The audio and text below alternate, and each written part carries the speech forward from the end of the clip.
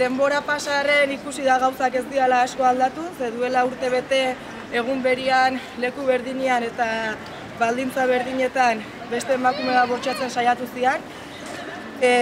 Ikusten duen bezala hau ez da kasu isolatu bat ala ere, mundu osoan sistematikoki gertatzen nahi dan gauza bada.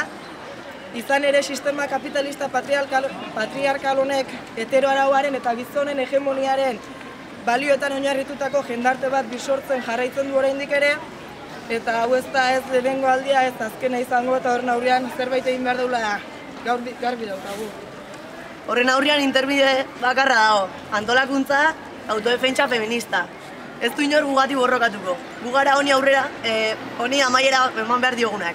Nahikoa da. Azkatuta gaude biktima paper honetan kartzelaratuak izateaz. Nahikoa da. Eta egin duten eta egiten duten guzti horiek jakin dezatela ez dugula horrelakorik onartuko. Gora borroka feminista!